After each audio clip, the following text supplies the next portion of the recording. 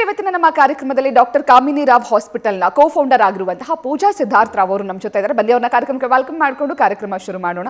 Ma'am, welcome to the show. And firstly, ವೀಕ್ಷಕರ ಒತ್ತಾಯದ ಮೇರೆಗೆ ನಿಮ್ಮನ್ನು ವಾಪಸ್ ನಮ್ಮ ಹೆಲ್ತ್ ಸೆಂಟರ್ ಕಾರ್ಯಕ್ರಮಕ್ಕೆ ಕರೆಸ್ಕೊಂಡಿದ್ದೀವಿ. ಎಷ್ಟು ಖುಷಿ ಆಗ್ತಾ ಇದೆ. ಬಹಳ ಖುಷಿ ಆಗುತ್ತೆ. ಅವರೆಲ್ಲ ಪೂಜಾ ಮ್ಯಾಮ್ ಬೇಕು, ನಾವು ಅವ್ರ ಹತ್ರ ಮಾತಾಡಬೇಕು ಅಂತ ಹೇಳಿದ್ರು ಅಂತ ವಾಪಸ್ ನಿಮ್ಮನ್ನು ಕರೆಸ್ಕೊಂಡಿದ್ವಿ. ಮ್ಯಾಮ್, ಹೆಲ್ತ್ ಇಶ್ಯೂಸ್ ಬಗ್ಗೆ ಮಾತಾಡ್ತಾ ಇದ್ವಿ. ಅಂದರೆ ಇತ್ತೀಚೆಗೆ ಆರೋಗ್ಯ ಸಮಸ್ಯೆಗಳು ಹೆಚ್ಚಾಗಿ ಕಾಣಿಸ್ಕೊಳ್ಳೋಕೆ ಶುರುವಾಗಿದೆ. ಅಷ್ಟೇ ಹೆಚ್ಚಾಗಿ ಜನರು ಆರೋಗ್ಯದ ಬಗ್ಗೆ ಕಾಳಜಿ ವಹಿಸೋದು ಕಮ್ಮಿ ಆಗ್ಬಿಡುತ್ತೆ. ಅಂದರೆ ಏನಾದ್ರು ದೊಡ್ಡದಾಗಾದಾಗ ಮಾತ್ರ ಹಾಸ್ಪಿಟಲ್ಗೆ ಹೋಗಿ ಟ್ರೀಟ್ಮೆಂಟ್ ತೊಗೊಳ್ತಾರೆ ಹೊರತುಪಡಿಸಿ ಚಿಕ್ಕದಾಗಾದಾಗ ಬಿಡು ಅಂತ ಇಗ್ನೋರ್ ಮಾಡೋರ ಸಂಖ್ಯೆ ಜಾಸ್ತಿ ಆಗ್ಬಿಡುತ್ತೆ. ಸೊ ಫಸ್ಟ್ಲಿ ಅದ್ರ ಬಗ್ಗೆ ನಿಮ್ಮ ಒಪಿನಿಯನ್ ಏನು?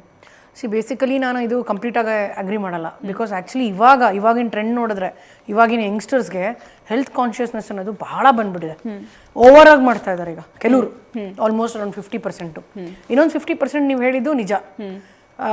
ಸಣ್ಣದಾಗಿರುವಾಗಲೇ ಅದನ್ನು ಇವಾಗ ಫಾರ್ ಎಕ್ಸಾಂಪಲ್ ಕ್ಯಾನ್ಸರ್ ಯಾಕೆ ಜಾಸ್ತಿ ಆಗ್ತಾ ಇದೆ ಅಂದರೆ ಅದನ್ನು ಸ್ಟಾರ್ಟಿಂಗಲ್ಲೇ ನಾವು ಅದ್ರ ಬಗ್ಗೆ ಕಂಡಿಡ್ಕೊಳ್ಳೋಕ್ಕೆ ಆ್ಯನ್ಯುವಲ್ ಹೆಲ್ತ್ ಚೆಕಪ್ ಆಗಲಿ ಅಥವಾ ಬೇರೆ ರೀತಿ ಹೆಲ್ತ್ ಬಗ್ಗೆ ನಮಗೆ ಇರೋ ಸ್ಮಾಲ್ ಸಿಂಪ್ಟಮ್ಸ್ ಆಗಲಿ, ಏನೋ ಸುಸ್ತಾಗ್ತಿದೆ ಅಂದರೆ ಅಯ್ಯೋ ಬಿಡು ಏನೋ ಸುಸ್ತಾಗ್ತಿರುತ್ತೆ, ಬಿಸಿಲಿಗಿರಬೇಕು ಇಲ್ಲ ಕೆಲಸ ಜಾಸ್ತಿ ಮಾಡಿರಬೇಕು ಅಂದ್ಕೊಳ್ತಾರೆ. ಆ ಥರ ದೇರ್ ಈಸ್ ಒನ್ ಮಿತ್, ಖಂಡಿತ ಒಂದು ಮಿತ್ ಇದೆ ಅದ್ರ ಬಗ್ಗೆ. ಮಿತ್ ಇಲ್ಲ ಅಂತ ನಾನು ಹೇಳ್ತಾ ಇಲ್ಲ.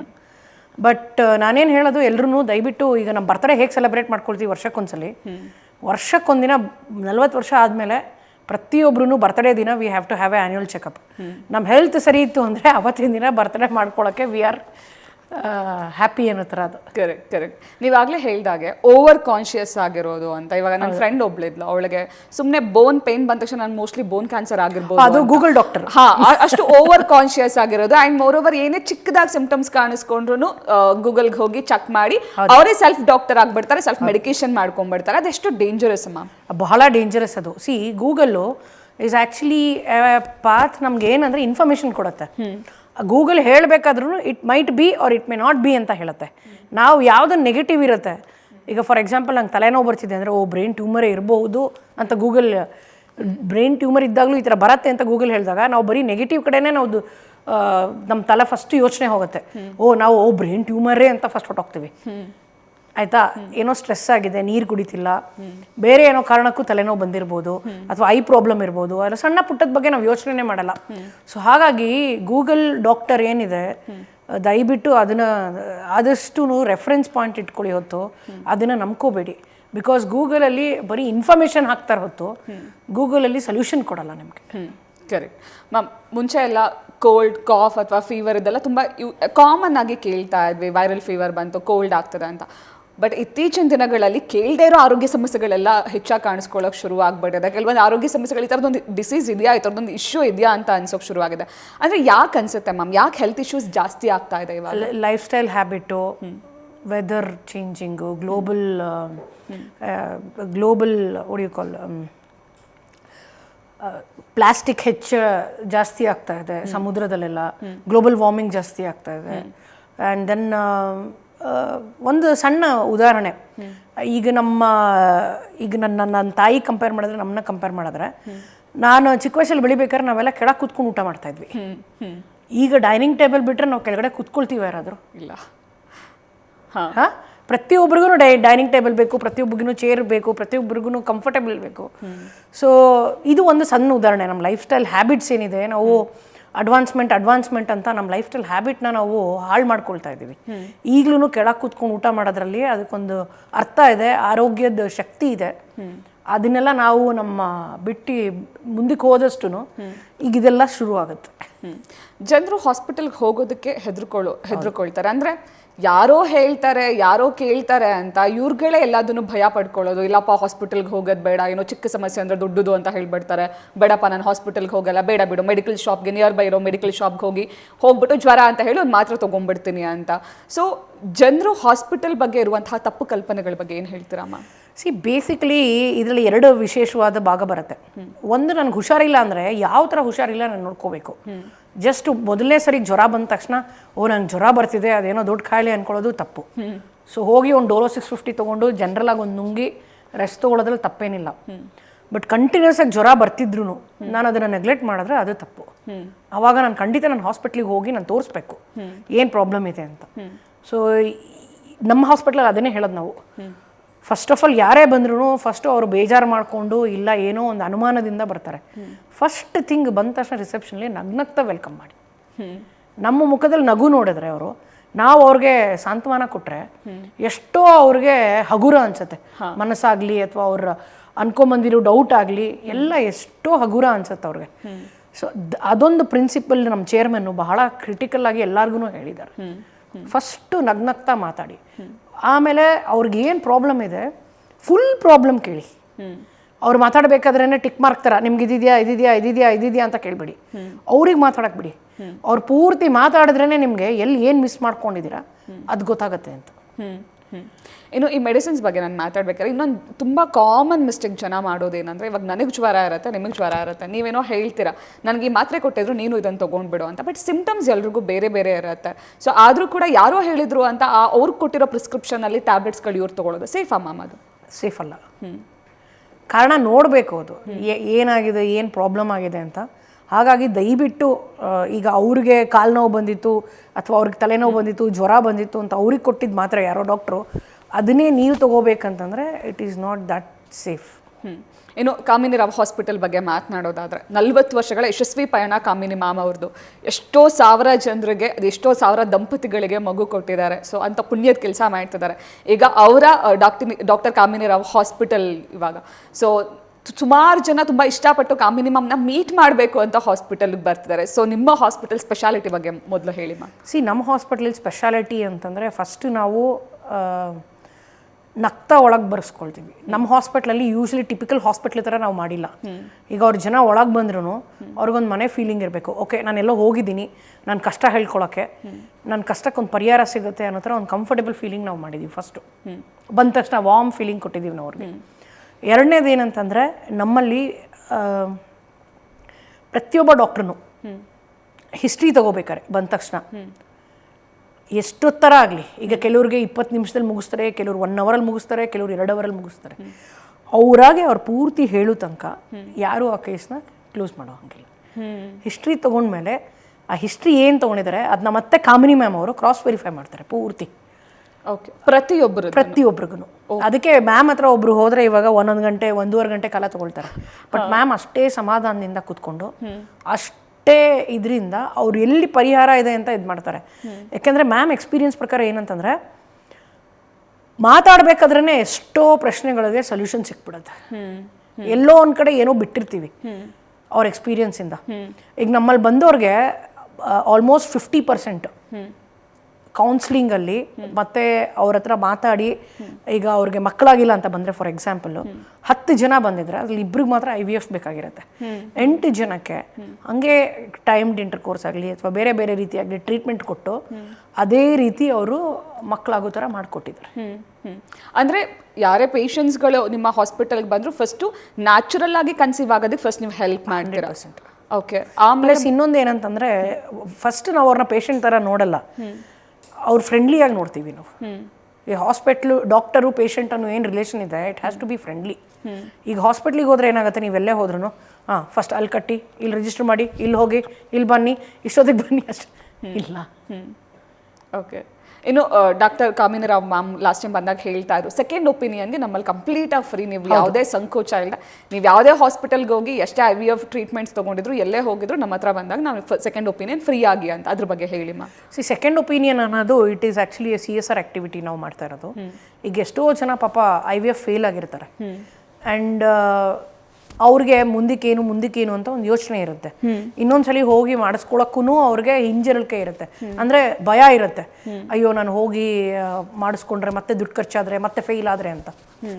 ಅದಕ್ಕೆ ಮುಂಚೆ ನಿಮ್ಮ ರಿಪೋರ್ಟ್ಸ್ ಎಲ್ಲ ತೊಗೊಂಡು ಬಂದರೆ ಕಾಮಿನಿ ಮ್ಯಾಮ್ ಖುದ್ದಾಗಿ ಅವರೇ ಫ್ರೀಯಾಗಿ, ಸಂಪೂರ್ಣ ಫ್ರೀಯಾಗಿ ರಿಪೋರ್ಟ್ಸ್ ಎಲ್ಲ ನೋಡಿ ಈ ಥರ ಟ್ರೈ ಮಾಡಿದ್ರೆ ಆಗ್ಬೋದು, ನಿಮ್ಮ ಕೇಸ್ನ ಸ್ಟಡಿ ಮಾಡಿ, ಯಾಕೆ ಫೇಲ್ ಆಗಿದೆ ನಿಮ್ಮದು, ಇದಕ್ಕೋಸ್ಕರ ಫೇಲ್ ಆಗಿರ್ಬೋದು, ಇಲ್ಲ ಅದಕ್ಕೋಸ್ಕರ ಫೇಲ್ ಅಂದರೆ ಕಾರಣಕ್ಕೋಸ್ಕರ ಫೇಲ್ ಆಗಿರ್ಬೋದು ಅಂತ ಹೇಳಿ ಉಚಿತವಾಗಿ ಅವ್ರಿಗೆ ಕನ್ಸಲ್ಟೇಷನ್ ಕೊಡ್ತಾರೆ. ಮತ್ತೆ ಕಾಮಿನಿ ಮ್ಯಾಮ್ ಹತ್ರ ಟ್ರೀಟ್ಮೆಂಟ್ ತೊಗೋಬೇಕಂತಿಲ್ಲ, ವಾಪಸ್ ನೀವು ಅಲ್ಲೇ ಹೋಗಿ ಯಾವ ಡಾಕ್ಟರ್ ಹತ್ರ ಟ್ರೀಟ್ಮೆಂಟ್ ತೊಗೊಳ್ತಿದ್ರಿ ಅಲ್ಲೇ ಟ್ರೀಟ್ಮೆಂಟ್ ತೊಗೊಂಡ್ರು ಪರವಾಗಿಲ್ಲ, ಮ್ಯಾಮ್ ಒಂದು ಸೊಲ್ಯೂಷನ್ ಕೊಡ್ತಾರೆ ಅಷ್ಟೇ. ಈಗ ಸೆಕೆಂಡ್ ಒಪಿನಿಯನ್ ಅನ್ನೋದು ಬಹಳ ಇಂಪಾರ್ಟೆಂಟು. ಈಗೇನಾಗುತ್ತೆ, ಈಗ ಎಲ್ಲೋ ಹೋಗಿರ್ತೀವಿ, ಯಾರೋ ಡಾಕ್ಟ್ರು ಒಂದು ಸರ್ಜರಿ ಮಾಡಿಸೋಣ ಅಂತ ಹೇಳ್ತಾರೆ. ಬಟ್ ಈ ಥರ ಎಕ್ಸ್ಪೀರಿಯನ್ಸ್ ಡಾಕ್ಟ್ರು, ಯಾಕಂದರೆ ಇವರು 40 ವರ್ಷದಲ್ಲಿ ಲಕ್ಷಾಂತರ ಕೇಸಸ್ನ ನೋಡಿರೋ ಅಷ್ಟು ಐ ಡೋಂಟ್ ಥಿಂಕ್ ಸೊ ಇನ್ಯಾರೂ ನೋಡಿಲ್ಲ ಕರ್ನಾಟಕದಲ್ಲಿ. ಸೊ ಅವ್ರಿಗಿರೋ ಎಕ್ಸ್ಪೀರಿಯನ್ಸಿಂದ ಒಬ್ಬ ಪೇಷಂಟಿಗೆ ಹೆಲ್ಪ್ ಮಾಡ್ಲಿಕ್ಕೆ ನೋಡ್ತಾ ಇದ್ದಾರೆ ಹೊರತು ಬೇರೆ ಯಾರಿಗೂ ಅವ್ರೇನು ಇದು ಮಾಡಬೇಕು ಅಂತಿಲ್ಲ. ಇಲ್ಲ, ಆ್ಯಕ್ಚುಲಿ ಖುಷಿ ಆಗೋದೇನಂದ್ರೆ ಎಲ್ಲರೂ ಬಿಸ್ನೆಸ್ ಮೈಂಡ್ ಸೆಟ್ ಅಲ್ಲಿ ನೋಡ್ಬೇಕಾದ್ರೆ ಕಾಮಿನಿ ಮ್ಯಾಮ್ ನಾನು ಸೊಲ್ಯೂಷನ್ ಕೊಡ್ತೀನಿ, ಪರವಾಗಿಲ್ಲ ನೀವು ಅದೇ ಡಾಕ್ಟರ್ ಹತ್ರ ಹೋಗಿ ತೋರಿಸ್ಕೊಳ್ಳಿ, ಬಟ್ ಸ್ಟಿಲ್ ಸೊಲ್ಯೂಷನ್ ನಾನು ಕೊಡ್ತೀನಿ. ನಾವು ಈ doctor ಕಾಮಿನಿರಾವ್ hospital open ಮಾಡಿರೋದೇ not for corporatisation or anything. ನಮ್ಮಲ್ಲಿ ಡಾಕ್ಟರ್ ಕಾಮಿನಿರಾವ್ ಅನ್ನೋ ಹೆಸರು ಜನರೇಷನ್ಸ್ ಟು ಕಮ್ ಮುಂದಕ್ಕೆ ತೊಗೊಂಡೋಗ್ಬೇಕು ಅನ್ನೋ ಕಾರಣದಿಂದನೇ ನಾನು ಓಪನ್ ಮಾಡಿರೋದು. ಮಾಲ್ತೇಶ್ ಅಂತ ರಾಣಿಬೆನ್ನೂರಿಂದ ಕರೆ ಮಾಡಿದ್ದಾರೆ. ನಮಸ್ಕಾರ ಮಾಲ್ತೇಶ್ ಅವರೇ. ನಮಸ್ತೆ ಮಾಲ್ತೇಶ್ ಅವರೇ. ನಮಸ್ಕಾರ ಮೇಡಮ್. ನಮಸ್ತೆ, ಹೇಗಿದ್ದೀರಾ? ಚೆನ್ನಾಗಿದೆ ಮೇಡಮ್. ನೀವು ಯಾವ ಥರ ಹೇಗಿದ್ದೀರಾ? ಏನು? ನಾವೆಲ್ಲ ಚೆನ್ನಾಗಿದ್ದೀವಿ. ಹೇಳಿ ಮಾಲ್ತೇಶ್ ಅವರೇ. ಮೇಡಮ್ ನಾನು ಲೈವಲ್ಲಿ ಇದ್ರಲ್ಲಿ ನೋಡ್ತಾ ಇದ್ದೀರಾ ನಿಮ್ಮದು, ಹಂಗೆ ನಂಬರ್ ಸಿಕ್ತು. ಹಾಂ ಹೇಳಿ ಸರ್. ನಮ್ಮ ಮಿಸಸ್ಸಿಗೆ ಈಗ ಆಲ್ರೆಡಿ 43 ಏಜ್ ರೀ, ನಂದು 49 ರೀ. ಓಕೆ. ಸೊ ಮಕ್ಕಳು ಆಗ್ತಾ ಇಲ್ಲ. ಓಕೆ. ಇದಕ್ಕೆ ಮುಂಚೆ ನೀವೆಲ್ಲರ ತೋರಿಸಿದ್ದೀರಾ ಮಾಲ್ತೇಶ್ ಅವರೇ? ಅಂದ್ರೆ ರಾಣೇಂದ್ರಲ್ಲಿ ಹೇಮಾ ಪಾಟೀಲ್ ಅಂತೇಳಿ ಅವ್ರ ಕಡೆ ತೋರಿಸಿದ್ದೀರಿ ಮೇಡಮ್. ಅವರು ಅದೇನೋ ಇಂಜೆಕ್ಷನ್ ಇದು ಮಾಡ್ಬೇಕಂತ ಏನೋ ಹೇಳಿದ್ರು. ಓಕೆ. ಸೊ ನಾವು 17-18ಕ್ಕೆ ಹಿಂಗೆ ಆ ಕಡೆ ಬೆಂಗಳೂರು ನಮ್ಮ ಅಕ್ಕರ ಊರಿಗೆ ಅಲ್ಲಿ ಬೆಂಗಳೂರಲ್ಲಿ ಆಗಿರ್ತಾರಲ್ಲ ಅಲ್ಲಿ ಬರ್ತಾ ಇದ್ರಿ ಮೇಡಮ್. ಬನ್ನಿ, ನೀವು ರಿಪೋರ್ಟ್ಸ್ ಎಲ್ಲ ತೊಗೊಂಡು ಬನ್ನಿ. ಒಂದ್ಸಲಿ ಕಾಮಿನಿ ಮ್ಯಾಮ್ನ ಖುದ್ದಾಗಿ ಭೇಟಿ ಮಾಡಿಬಿಟ್ಟು ನೀವು ಡಾಕ್ಟರ್ನ ಭೇಟಿ ಆಗಿಬಿಟ್ಟು ಅವ್ರು ಏನು ಸೊಲ್ಯೂಷನ್ ಹೇಳ್ತಾರೆ ಅದನ್ನು ನೀವು ಮುಂದಕ್ಕೆ ನೋಡ್ಬೋದು. Thank you sir. ನ್ಯೂಸ್ ಫಸ್ಟ್ಗೆ ಕರೆ ಮಾಡಿದ್ದಕ್ಕೆ. ರಾಜು ಅಂತ ಚಿತ್ರದುರ್ಗದಿಂದ ಕರೆ ಮಾಡಿದ್ದಾರೆ. ನಮಸ್ತೆ ಸರ್. ನಮಸ್ತೆ ರಾಜು ಅವರೇ. ರಾಜು ಅವರೇ, ನನ್ನ ಧ್ವನಿ ಕೇಳಿಸ್ತಾ ಇದೆಯಾ? ಓಕೆ, ಬಹುಶಃ ಕರೆ ಕಟ್ ಆಗಿದೆ. ಇವಾಗ ಮ್ಯಾಮ್ ನೀವಾಗಲೇ ಹೇಳ್ತಾ ಇದ್ರಿ, ಇವಾಗ ಮಕ್ಕಳಾಗದೇ ಇರುವಂತಹ ದಂಪತಿಗಳು ನಿಮ್ಮ ಹಾಸ್ಪಿಟಲ್ಗೆ ಬಂದರೆ ಅವ್ರಿಗೆ ಏನೇನೆಲ್ಲ ಟ್ರೀಟ್ಮೆಂಟ್ಸ್ಗಳು ಸಿಗುತ್ತೆ ಮ್ಯಾಮ್? ನಮ್ಮಲ್ಲಿ ಎಲ್ಲ ಥರ ಟ್ರೀಟ್ಮೆಂಟು ಇದೆ. ಮುಟ್ಟು ಶುರು ಆಗೋದ್ರಿಂದ ಹಿಡಿದು ಮುಟ್ಟು ನಿಂತ ಮೇಲೆ ಆಗುವಂಥ ಪರಿಣಾಮಗಳಿಗೂ ಟ್ರೀಟ್ಮೆಂಟ್ ಇದೆ. ಆಯ್ತಲ್ಲ. ಸೊ ಒಂದು ಮಗು ಹುಡುಗಿಯಾಗಿ ಅಜ್ಜಿ ಆದಮೇಲೆ, ಅಂದರೆ ನಾನು ಅವ್ರ ಪರಿವರ್ತನೆ ಹೇಳ್ತಾರೆ, ಇದು ಸ್ಟೇಜಸ್ ಆಫ್ ಲೈಫ್ ಹೇಳ್ತಾರೆ, ಅದು ಅಜ್ಜಿ ಆದಮೇಲೆ ಮುಟ್ಟು ನಿಂತಾದ್ಮೇಲೂ ಆಗುವಂಥ ಪ್ರಾಬ್ಲಮ್ಸ್ ಏನೇನಿದೆ ಎಲ್ಲದಕ್ಕೂ ಸೊಲ್ಯೂಷನ್ ಇದೆ. ನಮ್ಮಲ್ಲಿ ವರ್ಲ್ಡ್ ಕ್ಲಾಸ್ ಫೆಸಿಲಿಟೀಸ್ ಇದೆ. ಎಕ್ವಿಪ್ಮೆಂಟ್ಸ್ ವೈಸ್ ನಾವು ಯಾವುದೂ ಕಾಂಪ್ರಮೈಸ್ ಮಾಡಿಲ್ಲ. ನಮ್ಮಲ್ಲಿ BPL ಕಾರ್ಡ್ ಹೋಲ್ಡರ್ಸ್ ಬರ್ತಾರೆ, ಅಥವಾ ನಾವು ಈ ಥರ CSR ಆಕ್ಟಿವಿಟಿ ಮಾಡ್ತಾ ಇದ್ದೀವಿ, ಅವ್ರಿಗೊಂದು ಮಾಡೋಣ ಇವ್ರಿಗೊಂದು ಮಾಡೋಣ ಇಲ್ಲ. ನಮ್ಮ ಅದ್ರ ಬಗ್ಗೆ ಮಾತನಾಡ್ತೇನೆ. ಅನಿತಾ ಅಂತ ಬಸವೇಶ್ವರ ನಗರದಿಂದ ಕರೆ ಮಾಡಿದ್ದಾರೆ. ನಮಸ್ತೆ ಅನಿತಾ ಅವರೇ. ನಮಸ್ತೆ ಅನಿತಾ ಅವರೇ. ನಮಸ್ತೆ ಮೇಡಮ್. ನಮಸ್ತೆ ಮೇಡಮ್. ಅದೇ ನಾನು ಕೌಡ್ಲೇನಲ್ಲಿ ಮಗಳಿಗೆ 3 ವರ್ಷದಿಂದ ಮಕ್ಕಳು ಇಲ್ಲ ಮೇಡಮ್. ನಾನು ಕೌಡ್ಲೇನಲ್ಲಿ ತೋರಿಸ್ತಾ ಇದ್ದೆ. ಕೌಡ್ಲೇನಲ್ಲಿ ಇವಾಗ ಏನಂತಾರೆ, ನೀವು ಅದೇನೋ ಹೇಳ್ತಿದ್ದೀರಲ್ಲ, ಇವಾಗ injection IVF injection, IVF injection 2 ರಕ್ತ ಕಟ್ಟಿದ್ಯೋಗ ನಾನು 10 ಇಂಜೆಕ್ಷನ್ ಕೊಡ್ತೀನಿ.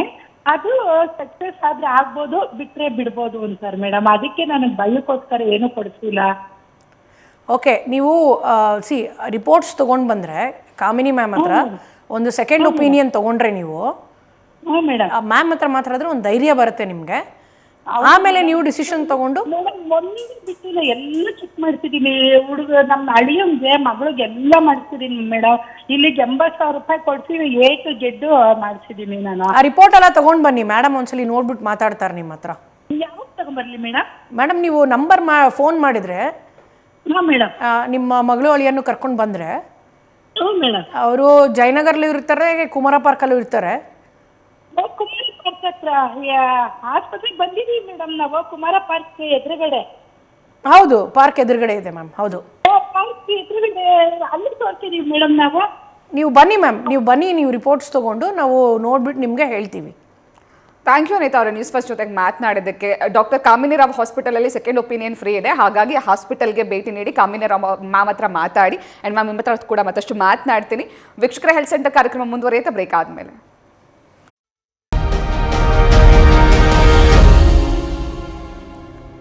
ಬ್ರೇಕ್ ಆದಮೇಲೆ ಹೆಲ್ತ್ ಸೆಂಟರ್ ನೇರ ಪ್ರಸಾರ ಕಾರ್ಯಕ್ರಮಕ್ಕೆ ಸ್ವಾಗತ. ಇವತ್ತಿನ ನಮ್ಮ ಕಾರ್ಯಕ್ರಮದಲ್ಲಿ ನಮ್ಮ ಜೊತೆಗೆ ಡಾಕ್ಟರ್ ಕಾಮಿನಿ ರಾವ್ ಹಾಸ್ಪಿಟಲ್ನ ಕೋ-ಫೌಂಡರ್ ಆಗಿರುವಂತಹ ಪೂಜಾ ಸಿದ್ಧಾರ್ಥ ರಾವ್ ಅವರು ನಮ್ಮ ಜೊತೆ ಇದ್ದಾರೆ. ಮಮ್ ಶಿವಮ್ಮ ಅಂತ ಕನಕಪುರದಿಂದ ಕರೆ ಮಾಡಿದ್ದಾರೆ. ನಮಸ್ತೆ ಶಿವಮ್ಮ ಅವರೇ. ನಮಸ್ತೆ ಶಿವಮ್ಮ ಅವರೇ.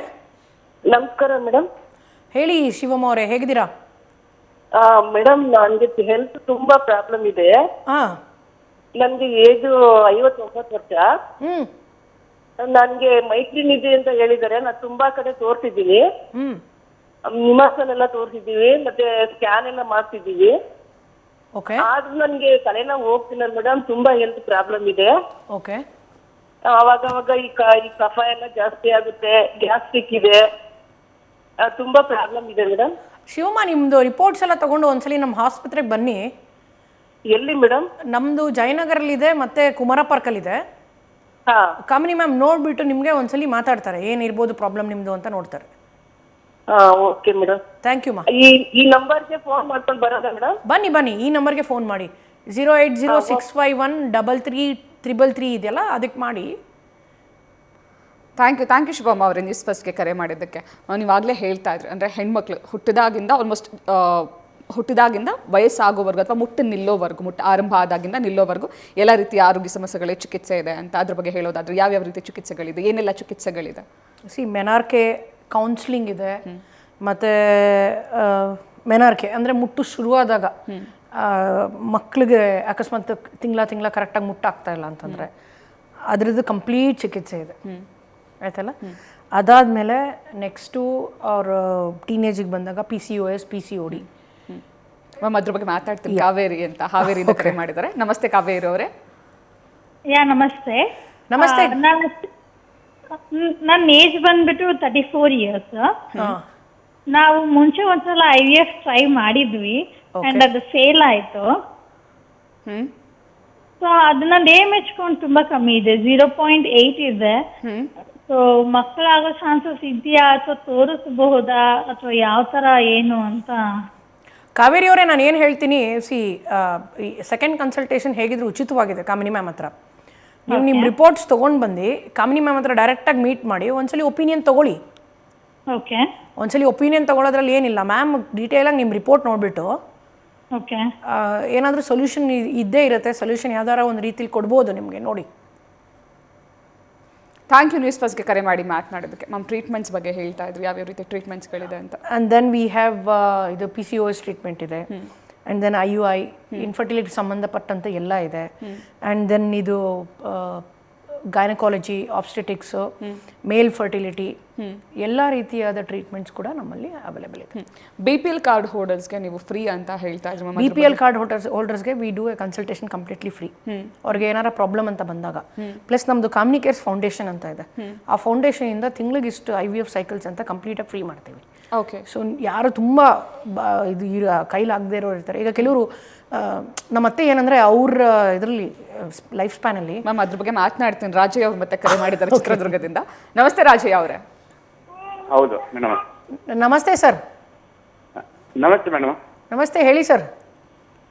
ಮೇಡಮ್ ನಮಗೆ ಒಂದು 10 ವರ್ಷ ಆಯ್ತು ಮೇಡಮ್, 10-15 ವರ್ಷ ಆಗುತ್ತೆ ಹಾಂ. ಮಕ್ಕಳಾಗಿದೆ ಮೇಡಮ್. ಸೊ ಎಲ್ಲರೂ ತೋರಿಸಿದ್ದೀರಾ ರಾಜು ಅವರೇ? ಇಲ್ಲ ಮೇಡಮ್. ನೀವು ಒಂದ್ಸಲಿ ಬನ್ನಿ, ನೀವು ಬಂದು ಒಂದ್ಸಲಿ ಕಾಮಿನಿ ಮ್ಯಾಮ್ನ ಭೇಟಿಯಾಗಿ. ಮೇಡಮ್ ನಾವು ಅಡ್ರೆಸ್ ಹೇಳಿದ್ರೆ ನಾವು ಕರೆಕ್ಟಾಗಿ ಬರ್ತೀವಿ ಮೇಡಮ್ ಅಲ್ಲಿಗೆ. ನಾನು ಅಡ್ರೆಸ್ ಇಲ್ಲಿ ಸ್ಕ್ರೀನ್ ಮೇಲೆ ಬರುತ್ತೆ, ನಿಮಗೆ ಡೀಟೇಲ್ಸ್ ಕಾಲ್ ಮಾಡ್ತಾರೆ ಯಾರಾದರೂ ಬ್ಯಾಕ್ ಎಂಡಿಂದ. ಈಗ ಆಯ್ತು madam. Okay sir, thank you Raju ಅವರು.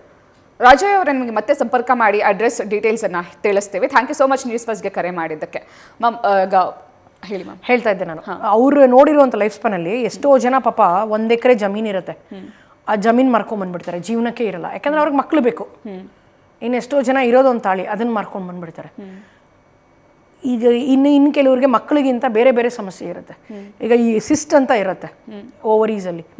ಆ ಓವರೀಸ್ ಸಿಸ್ಟ್ ತೆಗಿಸ್ಲಿಲ್ಲ ಅಂದರೆ ಕೆಲವು ಸಲ ಒಂದೊಂದು ಸಲ ಅದು ಕ್ಯಾನ್ಸರ್ಗೂ ಇದಾಗುತ್ತೆ. ಅದರಿಂದನೂ ಸಾವನ್ನಪ್ತಾರೆ ಅವರು. ಮ್ಯಾಮ್ ಏನಂತಂದರೆ, ನಾನು ಎಷ್ಟೋ ಜನ ನನ್ನ ಲೈಫಲ್ಲಿ ನೋಡ್ಬಿಟ್ಟಿದ್ದೀನಿ ನಾನು ಈ ಥರ ಕಷ್ಟಪಡೋದು.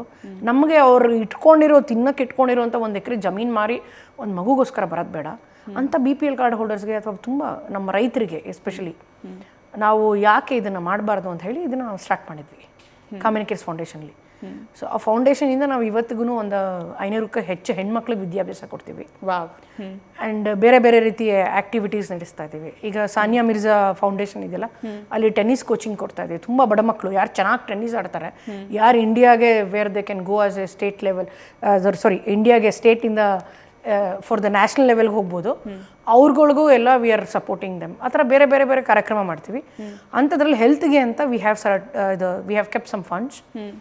ಈ ಥರ ನಮ್ಮ ಆಸ್ಪತ್ರೆಯಲ್ಲಿ ಉಚಿತವಾಗಿ ನಾವು ಅವ್ರಿಗೆ ಮಾಡ್ತಾ ಇದ್ದೀವಿ ಕೆಲವು. Super ma'am. ಲಕ್ಷ್ಮಿ ಅಂತ ಬೆಳಗಾವಿಯಿಂದ ಕರೆ ಮಾಡಿದ್ದಾರೆ. ನಮಸ್ಕಾರ ಲಕ್ಷ್ಮಿ ಅವರೇ.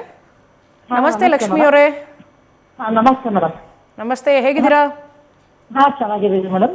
ಹೇಳಿ ಲಕ್ಷ್ಮಿ. ಈಗ 44 ಏಜ್ ರೀ ಮೇಡಮ್. ಏನಾಗಿದೆ, ನನಗೆ 44 ಏಜ್ ಇದೆ. ಮಕ್ಕಳಿಗೇನು ಪ್ರಾಬ್ಲಮ್ ಇಲ್ಲ. ಮಂತ್ಲಿ ಪೀರಿಯಡ್ ಅಲ್ಲಿ ಏನಾಗ್ತಿದೆ ಅಂದ್ರೆ ಈಗ ಇಷ್ಟು ದಿವಸ ನಮ್ಗೆ ಕರೆಕ್ಟ್ ಆಗ್ತಾ ಇತ್ತು. ಈಗ 1 ಮಂತ್ ಇಂದ ಏನಾಗಿದೆ, ನಮ್ಗೆ 1ನೇ ತಾರೀಕಿಗೆ ಡೇಟ್ ಬಂತು, ನನಗೆ 5ನೇ ತಾರೀಕಿಗೆ ಕ್ಲೋಸ್ ಆಯ್ತು. ಮತ್ತೆ ನಮ್ಗೆ 10ನೇ ತಾರೀಕಿಂದ ಮತ್ತೆ ಸ್ವಲ್ಪ ಬ್ಲೀಡಿಂಗ್ ಕಾಣಿಸ್ಕೊಂತಿದೆ. ಇದಕ್ಕೇನು ಪ್ರಾಬ್ಲಮ್? ಇದು ಮೋಸ್ಟ್ಲಿ ಮೆನೋಪಾಸ್ ಸಿಂಡ್ರಮ್ಸ್ ಇರ್ಬೋದು. ಒಂದ್ಸಲಿ ನೀವು ಬಂದರೆ ಫಿಸಿಕಲ್ ಆಗಿ ಮತ್ತು ನಿಮ್ದೆಲ್ಲ ಟೆಸ್ಟ್ ಚೆಕ್ ಮಾಡ್ತಾರೆ ಮೇಡಮು. ನೋಡಿಬಿಟ್ಟು ಅದಕ್ಕೆ ನಿಮಗೆ ಏನಿದೆ ಅದನ್ನು ಸೊಲ್ಯೂಷನ್ ಕೊಡ್ತಾರೆ. ಅಂದ್ರೆ ಇದು ಮೆನೋಪಾಸ್ ಅಂದ್ರೆ ಏನು ಮೇಡಮ್? ಅದು ಯಾವ ರೀತಿ? ಮುಟ್ಟು ನಿಲ್ಲುವ ಟೈಮಲ್ಲಿ ಆಗುವಂಥ ಒಂದು ಬದಲಾವಣೆಗಳಿವು. ಇದನ್ನು ನಮ್ಮ ಡಾಕ್ಟ್ರ್ ನಿಮಗೆ ಕರೆಕ್ಟಾಗಿ ವಿವರಣೆ ಮಾಡಿ ಹೇಳ್ತಾರೆ. ಥ್ಯಾಂಕ್ ಯು ನ್ಯೂಸ್ ಫಸ್ಟ್ ಜೊತೆಗೆ ಮಾತನಾಡಿದ್ದಕ್ಕೆ. ಈಗ ಇದು ಬಹಳ ಇಂಪಾರ್ಟೆಂಟು.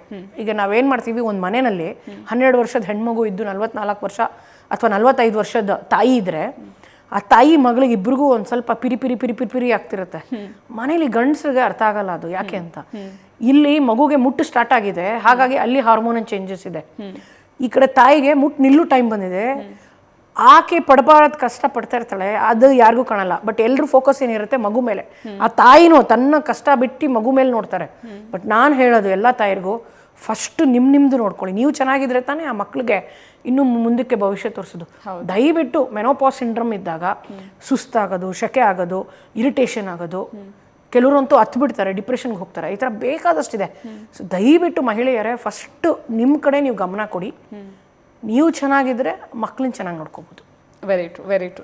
ತುಂಬ ನೀವು ಕರೆಕ್ಟಾಗಿ ಹೇಳಿದ್ರಿ ಮ್ಯಾಮ್. ಇನ್ನೂ ಒಂದಷ್ಟು ಜನ ದಂಪತಿಗಳು ಅಂದರೆ ಮಕ್ಕಳಾಗ್ತಿಲ್ಲ ಅನ್ನೋದನ್ನೇ ತುಂಬ ತಲೆಗೆ ಹಾಕೊಂಡ್ಬಿಟ್ಟಿರ್ತಾರೆ. ಅದೊಂದು ದೊಡ್ಡ ಸಮಸ್ಯೆ ಆಗ್ಬಿಟ್ಟಿದೆ ನಮಗೆ. ಅದ್ರ ಜೊತೆಗೆ ಮುಕ್ತವಾಗಿ ಮಾತನಾಡೋದಕ್ಕೆ ಹಿಂಜರಿತಾರೆ. ಹಾಸ್ಪಿಟಲ್ಗೆ ಹೋಗಿ ಡಾಕ್ಟರ್ ಹತ್ರ ಮಾತಾಡೋದಕ್ಕೂ ಮುಕ್ತವಾಗಿ ಮಾತಾಡೋಕ್ಕೆ ಹಿಂಜರಿತಾರೆ. ಇನ್ನೂ ಒಂದಷ್ಟು ಜನ ಗಂಡಸರು ಬರೋದೇ ಇಲ್ಲ, ನೀಲ್ಲ ಅವರ ಹೆಂಡ್ತಿನ ಕಳಿಸ್ಬಿಡ್ತಾರೆ, ನೀನು ಹೋಗಿ ತೋರಿಸ್ಕೊಂಡು ಬಾ, ನಾನು ಬರೋದೇ ಇಲ್ಲ ಅಂತ. ಸೊ ಅಂಥ ದಂಪತಿಗಳಿಗೆ ಏನು ಹೇಳೋಕ್ಕೆ ಇಷ್ಟಪಡ್ತೀರಾ? ಈಗ ನೀವೇನು ಹೇಳ್ತಾ ಇದ್ರಿ ಅದು ಇದೆ, ಇಲ್ಲ ಅಂತಿಲ್ಲ. ಬಟ್ ಇವಾಗ ಕಾಲ ಚೇಂಜ್ ಆಗ್ತಾನೂ ಇದೆ. ನಮ್ಮ ಅದ್ರ ಬಗ್ಗೆ ಮಾತಾಡ್ತೀನಿ. ನಂದೀಶ್ ಅಂತ ಕಾಲ್ ಮಾಡಿದ್ದಾರೆ. ನಮಸ್ತೆ ನಂದೀಶ್. ನಮಸ್ತೆ. ನಮಸ್ತೆ ನಂದೀಶ್ ಅವರೇ, ಹೇಳಿ. ಮದುವೆ 4 ಇಯರ್ಸ್ ಆಗಿದೆ. ಓಕೆ. ಇನ್ನೂ ಕೂಡ ಇದಾಗಿಲ್ಲ, ಮಗು ಆಗಿಲ್ಲ. ನಾವು ತುಂಬಾ ಕಡೆ ಆಸ್ಪತ್ರೆ ತೋರಿಸಿದ್ದು. ನೀವು ಎಷ್ಟು ವರ್ಷದಿಂದ ಟ್ರೈ ಮಾಡ್ತಾ ಇದ್ದೀರಾ ನಂದೀಶ್ ಅವರೇ ಮಗುಗೋಸ್ಕರ? 4 ಇಯರ್ಸ್ ಇಂದ. 4 ಇಯರ್ಸಿಂದ ಮದುವೆ ಆದಾಗಿಂದ ಟ್ರೈ ಮಾಡ್ತಾ ಇದ್ದೀರಾ? ನೀವು ಒಂದ್ಸಲಿ ನಿಮ್ದು ಏನೇನು ರಿಪೋರ್ಟ್ಸ್ ಇದೆ, ಎಲ್ಲೆಲ್ಲಿ ತೋರಿಸಿದ್ರೆ ಎಲ್ಲ ತೊಗೊಂಬಂದು ಕಾಮಿನಿ ಮ್ಯಾಮ್ ಹತ್ರ ತೋರಿಸಿ, ಏನಾದರೂ ಒಂದು ಸೊಲ್ಯೂಷನ್ ಕೊಡ್ತಾರೆ ಅದಕ್ಕೆ. ಥ್ಯಾಂಕ್ ಯು ನ್ಯೂಸ್ ಫಸ್ಟ್ಗೆ ಕರೆ ಮಾಡಿ ಮಾತನಾಡಿದ್ದಕ್ಕೆ. ಮ್ಯಾಮ್, ನೀವು ಹೇಳ್ತಾ ಇದ್ರೆ ಅಂದರೆ ಮಕ್ಕಳಾಗ್ತಿಲ್ಲ ಅಂದ ತಕ್ಷಣ ಹೆಣ್ಮಕ್ಳಿಗೆ ಸಮಸ್ಯೆ ಇದೆ? ಇಲ್ಲ, ಗಂಡು ಮಕ್ಳದು ಈಕ್ವಲ್ ಆಗಿರುತ್ತೆ. ಇವಾಗ 40% ಅಷ್ಟೇ ಹೆಣ್ಮಕ್ಳದಿದ್ರೆ 40% ಅಷ್ಟು ಗಂಡು ಮಕ್ಳದಿರುತ್ತೆ. ಇನ್ನು 20%ಅಲ್ಲಿ 5% ಅನ್ನೋನ್ ರೀಸನ್ ಇರುತ್ತೆ. ಇನ್ನು 10% ನ್ಯಾಚುರಲ್ ಆಗೇ ಆಗೋಗುತ್ತೆ, ಸ್ಟ್ರೆಸ್ಸು ಅದು ಇದರಿಂದ ಇದು ಮಾಡೋದ್ರಿಂದ. ಇನ್ನು 5%ಅಲ್ಲಿ 2% IVF ಬೇಕಾಗುತ್ತೆ, 3% IUI ಥರ ಏನಾದರೂ ಟ್ರೀಟ್ಮೆಂಟ್ ಕೊಟ್ಟರೆ ಆಗೋಗುತ್ತೆ. ಬರುವಂಥ ಪೇಷಂಟ್ಸ್ ಎಲ್ಲನೂ IVF ಹೋಗಬೇಕು ಅನ್ನೋದು ತಪ್ಪು ಅಂತ ನಮ್ಮ ಮೇಡಮ್ ಯಾವಾಗಲೂ ಅದನ್ನೇ ಹೇಳೋದು. This is a statistics. ನೀವು ಇನ್ನೊಂದೇನು ಹೇಳ್ತಾ ಇದ್ರಿ ಅಂದರೆ, ಗಂಡಸರು ಬರಲ್ಲ, ಹೆಂಗಸರು ಕಳಿಸ್ತಾರೆ ಅಂತ. ಅದು ಇನ್ನೂ ಹಳ್ಳಿ ಕಡೆ ಇದೆ, ಇವಾಗ ಅಲ್ಲೂ ಚೇಂಜ್ ಆಗ್ತಾ ಇದೆ. ಆ್ಯಂಡ್ ಬಂಜೇತನ ಅನ್ನೋದು ಮುಂಚೆ ಬರೀ ಹೆಣ್ಮಕ್ಳಿಗೆ ಹಾಕ್ಬಿಡ್ತಿದ್ರು. ಓಕೆ, ಇವಳ ಜೊತೆ ಮಗು ಮಾತಾಡ್ತೀನಿ. ರಾಚಮ್ಮ ಅಂತ ಲಿಂಗಸುಗೂರಿಂದ ಕರೆ ಮಾಡಿದ್ದಾರೆ. ನಮಸ್ತೆ ರಾಚಮ್ಮ. ನಮಸ್ತೆ ಮೇಡಮ್. ನಮಸ್ತೆ ರಾಜಮ್ಮ ಅವರೇ, ಹೇಗಿದ್ದೀರಾ? ಆರಾಮಿದ್ದೀವಿ ಮೇಡಮ್, ನೀವು ಆರಾಮಿದ್ದೀರಿ ಮೇಡಮ್? ಆರಾಮಿದ್ದೀನಿ ರಾಜಮ್ಮ ಅವರೇ, ಹೇಳ್ರಿ. ನಮಸ್ತೆ ಮೇಡಮ್. ನಮಸ್ತೆ, ರಾಚಮ್ಮ ಅವರೇ, ದಯವಿಟ್ಟು ಟಿವಿ ವಾಲ್ಯೂಮ್ ನ ಮ್ಯೂಟ್ ಮಾಡಿ ಮಾತಾಡಿ. ಟಿವಿ ವಾಲ್ಯೂಮ್ ಮ್ಯೂಟ್ ಮಾಡ್ತೇನೆ ಮೇಡಮ್, ಒಂದು ನಿಮಿಷ. ಹಾ. ಪಾಪ ಅವ್ರಿಗೆಲ್ಲ ಎಕ್ಸೈಟ್ಮೆಂಟ್ ಟಿವಿ ಮಾತಾಡ್ತಾ ಇತ್ತು. ಮೇಡಮ್, ಇದು ಫಸ್ಟ್ ಟೈಮ್ ನಾವು ಮಾತಾಡೋದು ಟಿವಿಯಲ್ಲಿ. ಓ, ಹೇಳಿ, ಆರಾಮಾಗಿ ಮಾತಾಡಿ. ಆರಾಮಾಗಿ ಮಾತಾಡಿ, ಹೇಳಿಮ್ಮ, ಏನ್ ಸಮಸ್ಯೆ? ಮೇಡಮ್, ನಮ್ಮ ಮಗಳಿಗೆ 2 ವರ್ಷ ಆಯ್ತು ಮೇಡಮ್ ಮದುವೆಯಾಗಿ. ಓಕೆ. ಅವಾಗ ಮಕ್ಕಳಾಗಿಲ್ಲ, ಅದೇ ಯಾಕೆ ಅಂತ ಕೇಳಿ. ಅವ್ರ ವಯಸ್ಸು ಎಷ್ಟು ರಾಜಮ್ಮ? ವಯಸ್ಸು ಮೇಡಮ್ 28 ನಡೆಕತ್ತೆ ಮೇಡಮ್. ಓಕೆ. ನೀವು ಭಾಳ ದಿವಸಕ್ಕಾಗಿಲ್ಲ ಮೇಡಮ್, ಇದು ಓದ್ತೀನಿ ಅಂತ ಬಿಟ್ಲಿಸ್ತೇನ. ಏನು ತಲೆ ಕೆಡ್ಸ್ಕೊಬಿಡಿ, ಇನ್ನ ಚಿಕ್ಕ ವಯಸ್ಸವ್ರಿಗೆ. ಮೇಡಮ್ ಅವ್ರನ್ನ ಅವ್ರ ಯಜಮಾನ್ರನ್ನ ಕರ್ಕೊಂಡು ಒಂದ್ಸಲಿ ಬನ್ನಿ. ಮೇಡಮ್ ಒಂದ್ಸಲಿ ನೋಡ್ಬಿಟ್ಟು ನಿಮ್ಮ ಹತ್ರ ಖುದ್ದಾಗಿ ಮಾತಾಡ್ತಾರೆ. ಆಯ್ತ್ರಿ? ಥ್ಯಾಂಕ್ ಯು ರಾಜಮ್ಮ ನ್ಯೂಸ್ ಫಸ್ಟ್ಗೆ ಕರೆ ಮಾಡಿದ್ದಕ್ಕೆ. ಮ್ಯಾಮ್ ನೀವು ಹೇಳ್ತಾ ಇದ್ರು ದಂಪತಿಗಳು ಹಿಂಜರಿಕೊಳ್ತಾರೆ ಅನ್ನೋದು. ಅದು ಇವಾಗ ಕಮ್ಮಿ ಆಗ್ತಾ ಬರ್ತಾ ಇದೆ, ಬಟ್ ಸ್ಟಿಲ್ ಇವಾಗಲೂ ಇದೆ. ಅದನ್ನ ದಯವಿಟ್ಟು ಫೇಸ್ ಮಾಡಿ. ಪ್ರಾಬ್ಲಮ್ ಯಾರಿಗಿದ್ರು ಪ್ರಾಬ್ಲಮ್ಮೇ. ಈಗ ಎಲ್ಲ ಥರ ಪ್ರಾಬ್ಲಮ್ಗೂ ಸೊಲ್ಯೂಷನ್ ಇದೆ. ಈಗ ನೋಡಕ್ ಹೋದ್ರೆ ಇದು ಮೇಲ್ ಇನ್ಫರ್ಟಿಲಿಟಿ ಇಸ್ ಆನ್ ರೈಸ್. ಹೌದು ಹೌದು ಅಲ್ವಾ? ನಮ್ಮಲ್ಲಿ ಬರ್ತಾರೆ. ಈಗ ಮುಂಚೆ ಎಲ್ಲ ಬರ್ತಿರ್ಲಿಲ್ಲ, ಈಗ ಒಪ್ಕೊಂಡು ಹೌದು ನನಗೆ ಕಮ್ಮಿ ಇದೆ, ಕೌಂಟ್ ಕಮ್ಮಿ ಇದೆ, ನನಗೆ ಪ್ರಾಬ್ಲಮ್ ಆಗ್ತಾ ಇದೆ, ನನಗೆ ಮಾಡೋಕ್ಕಾಗ್ತಾ ಇಲ್ಲ, ಇಂಟ್ರೆಸ್ಟ್ ಇಲ್ಲ, ಏನೇನೋ ಬೇರೆ ಬೇರೆ ರೀತಿಯ ಇದರಲ್ಲಿ ಬರ್ತಾ ಇದ್ದಾರೆ. ಸೊ ದಯವಿಟ್ಟು ಓಪನ್ ಆಗಿ ಡಾಕ್ಟರ್ ಹತ್ರ ಮಾತಾಡಿ. ಯಾವಾಗಲೂ ನಾವು ಡಾಕ್ಟರ್ ಹತ್ರ ಓಪನ್ ಆಗಿ ಎಷ್ಟಿರ್ತೀವಿ ಅಷ್ಟು ನಮಗೆ ಸೊಲ್ಯೂಷನ್ ಸಿಗುತ್ತೆ. Super, thank you so much ma'am. ವೀಕ್ಷಕರು ಇದಕ್ಕೆ ನಿಮಗೆ ತುಂಬ ನೀವೇ ಬೇಕು ಅಂತ ಹೇಳಿದ್ದು, ಬಿಕಾಸ್ ಎಲ್ಲದನ್ನು ಮುಕ್ತವಾಗಿ ನೀವು ಮಾತಾಡ್ತೀರಾ ಅನ್ನೋದಕ್ಕೆ ಅವ್ರಿಗೆ ಇಷ್ಟ ಆಗುತ್ತೆ. ಥ್ಯಾಂಕ್ ಯು ಸೋ ಮಚ್ ನಮ್ಮ ಕಾರ್ಯಕ್ರಮಕ್ಕೆ ಬಂದಿದ್ದಕ್ಕೆ.